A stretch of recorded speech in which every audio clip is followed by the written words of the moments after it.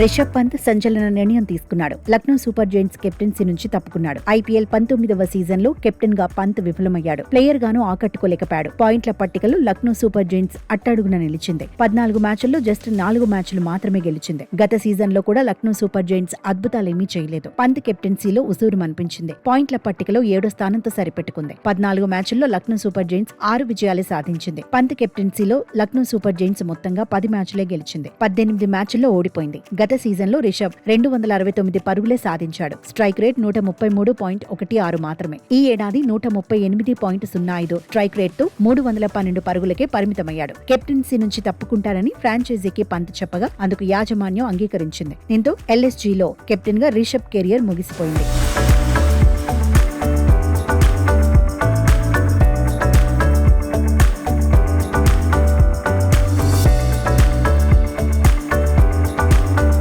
ఐపీఎల్లోకి 2022లో Lucknow super Giants entry ఇచ్చింది. తొలుత KL Rahul కెప్టెన్సీలో బరిలోకి దిగింది. ఫ్రాంచైజీకి రాహుల్ బాయ్ చెప్పాక పంత్ ఎంట్రీ ఇచ్చాడు. 2025 మెగా ఐపీఎల్ వేలంలో రిషబ్ ను ఏకంగా 27 కోట్లకు లక్నో సూపర్ జైంట్స్ కొనుగోలు చేసింది. అయితే భారీ ధరకు పంత్ న్యాయం చేయలేకపోయాడన్న విమర్శలు ఉన్నాయి. ఇప్పుడు కెప్టెన్సీ నుంచి పంత్ తప్పుకోవడంతో తర్వాతి కెప్టెన్ ఎవరు అనే చర్చ జరుగుతోంది. అసలు లక్నో సూపర్ జైంట్స్ లో ప్లేయర్ గా రిషబ్ కొనసాగుతాడా లేదంటే మరో ఫ్రాంచైజీకి వెళతాడా అనేది కూడా ఆసక్తి రేపుతోంది. ఇదే సమయంలో లక్నో సూపర్ జైంట్స్ కు కెప్టెన్ రేసులో కొన్ని పేర్లు వినిపిస్తున్నాయి. ఎయిడెన్ మార్క్రమ్ కు జట్టు పగ్గాలు అప్పగించే అవకాశం ఉందని ప్రచారం జరుగుతోంది. గతంలో సన్ రైజర్స్ కు కెప్టెన్ గా వ్యవహరించిన అనుభవం ఈ సఫారీ ప్లేయర్ కు ఉంది. సౌత్ ఆఫ్రికా జట్టు తరపున సారథిగా అనుభవం ఉంది. నికోలస్ పూరన్ కూడా కెప్టెన్సీ రేసులో ఉన్నాడు. అయితే గత సీజన్ లో పూరన్ అద్భుతంగా రాణించాడు. ఈసారి మాత్రం ఫ్లాప్ అయ్యాడు. దీంతో కెప్టెన్ గా పూరన్ కు ఛాన్స్ దొరుకుతుందా లేదా అనే చర్చ ఉంది. రేసులో మిచెల్ మార్ష్ కూడా ఉన్నాడు. ఆస్ట్రేలియా జట్టు తరపున కెప్టెన్ గా మిచెల్ మార్ష్ కు అనుభవం ఉంది. అయితే ముంబై ఇండియన్స్ కు హార్దిక్ పాండ్యా బాయ్ చెబుతున్నాడనే టాక్ కూడా నడుస్తోంది. లక్నో జట్టులోకి హార్దిక్ కెప్టెన్ గా రావచ్చనే ప్రచారమూ ఉంది. మొత్తంగా 19వ సీజన్ ముగియక ముందే లక్నో సూపర్ జైంట్స్ కొత్త కెప్టెన్ పై చర్చ జరుగుతోంది.